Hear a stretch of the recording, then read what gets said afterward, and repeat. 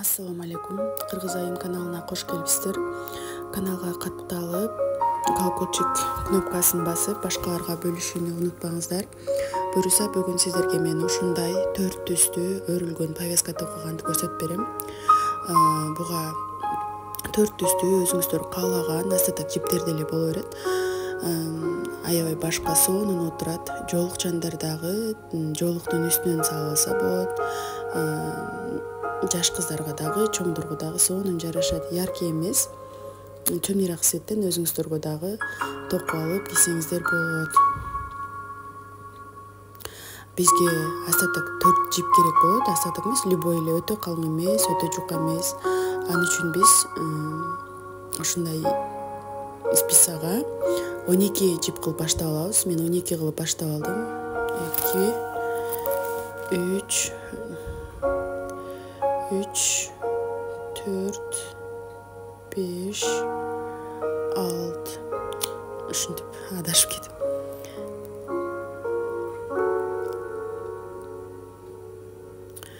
Он эки жип кылып баштап аласыздар. Каналга катталып, комментарийге дагы кандай нерселерди токуп көрсөтөйүн, ошону да жаза кетиңиздер. Жана башка адамдарга поделиться кылганды унутпаңыздар. 13 кылып турмун, бирөөсүн алып. Ушинтип жипти байлап коесуздар. Оң жана сол токуганды билген айымдар үчүн аябай оңой болот. Буну жаңы үйрөнүп баштагандар дагы токуса болот. Биринчи илмекти илип алабыз. Биринчисин жалаң оң токуйбуз. Биринчи катарды жалаң оң кылып токуйбуз.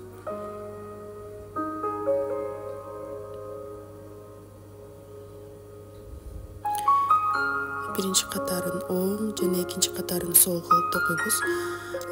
Видео кыскараак болсун деп мен бир эле түстүн токулганын көрсөтүп берем. Калган түстөрдү токуп, сырттан токуп көрсөтөм. Узундугун 62-63 см кылсаңыздар болот. Эгерде тискиге 60 болсо болот. Тыгызыраак кылып өрсөңүздөр да болот, бош кылып өрсөңүздөр болот. Өзүңүздөрдүн каалооңуздарга жараша кылып өрүңүздөр. Тескери жагын ушинтип алабыз, сол жагын. Оң бир катар кетип атканда жалаң оң аласыздар, экинчи катар кетип атканда жалаң сол аласыздар. Бул өзү оролуп өргөнгө ылайык болуп калат.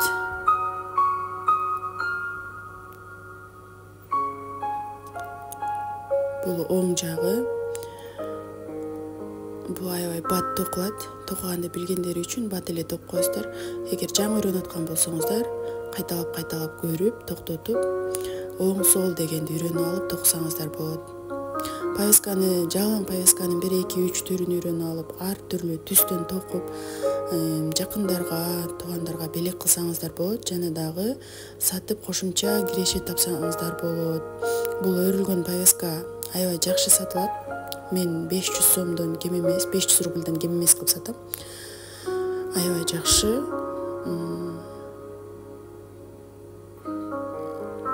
Көрүнүшү аябай сонун болот. Мен видеонун сыртынан эле токуп алдым. Зум кылып ушундай 62 см кылып токуп алдым.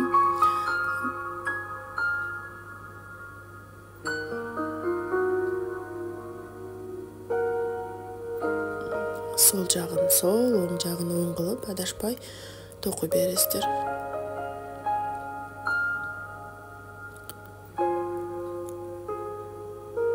Кандай кемчиликтер болсо, кандай нерселердин мастер-класстарын көргүңүздөр келет, кайсы нерсени үйрөнгүңүздөр келет, мага комментарийге жазып кетсеңиздер, мен сөзсүз ошол видеону токуп киргизем. Мен буюрса 2024-жылы каналым жаңы ачты. Колдоп кетсеңиздер болот. Ушундай кылып бүтүргөндө обычно эле кылып бүтүрөбүз. Экөөнү бир алып, кайра мурунку списага илип, кайра экөөнү бир алып, кайра обратно илип, кайра экөөнү бир алып эле ушинтип бүтүрөсүздөр. Өзүңүздөрдүн табитиңиздерге жаккан жиптен алсаңыздар болот. 4 түр. Кааласаңыздар 3 түр, экөөнү окшош кылып койсоңуздар болот. Же болбосо полоска кылып токусаңыздар болот, ар түрлүү болот. Өтө кооз болуп, кооз, яркий цветти жактыргандар үчүн яркий кылып токусаңыздар болот. Жиптерин ушинтип кичине узунураак кылып кесесиз. Мен кичине кыскараак кесе болмокчу. Ушундай 4 токуп алдым мен. 4 түстөн. Кара, анан бир кызыл.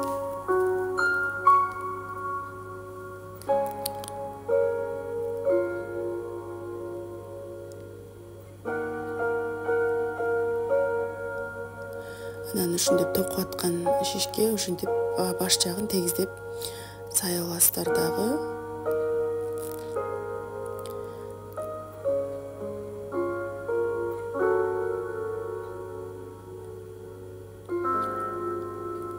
Анан өрүп баштайсыздар. 4 менен өргөндү билесиздер деп ойлойм.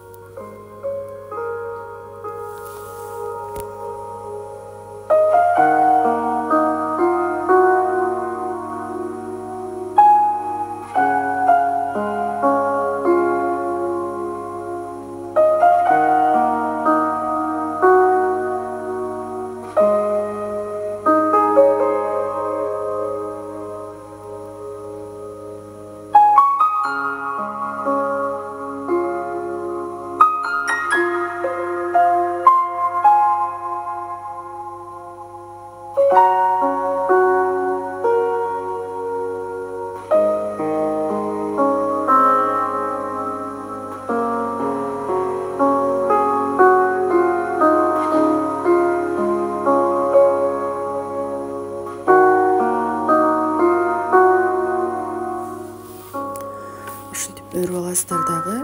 Ар бир светти өз светине келтирип, ар бир түстү өз-өзүнө келтирип, мисалы сары менен сарыны, көк менен көк, кызыл менен кызыл, кара менен караны келтирип, ушинтип кайра бири-бирине жабыштырып алып,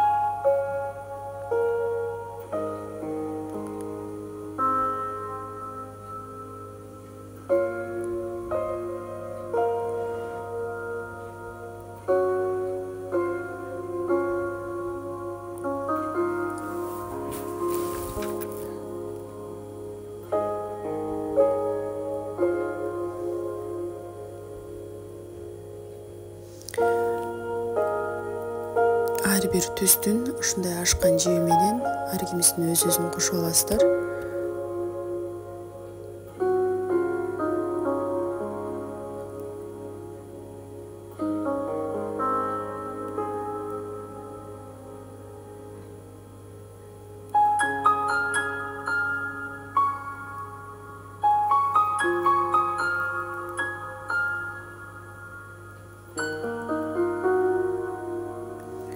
Бүтүп аткандагы жиптерин кичине узунураак эле калтыра бериңиздер, мен кыскараак калтырып алыптырмын.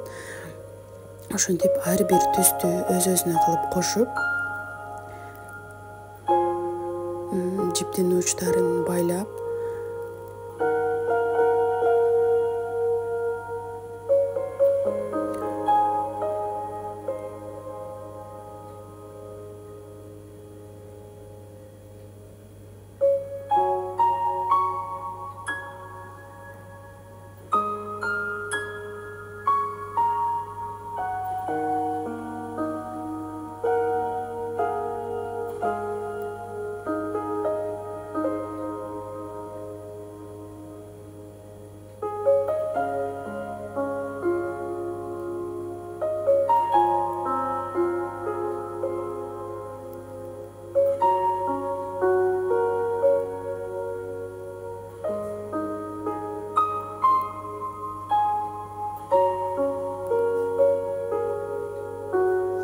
ушундай байлап крючок менен ушундай орто жактарына тартып киргизип, ашкан жибин кыркып коесуздар.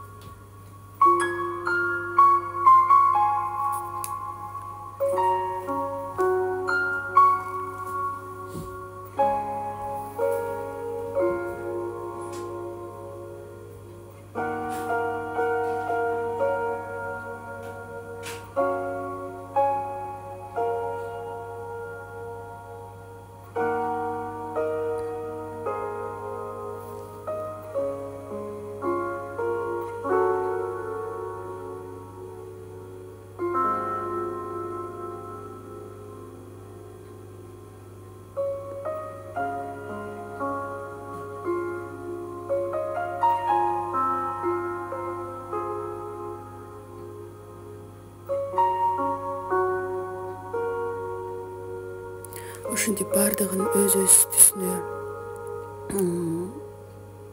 кошуп тигип алгандан кийин ушинтип бири бирине кичине мен бошураак өрүп алыптырмын. Сиздер катуураак кылып өрсөңүздөр да болот.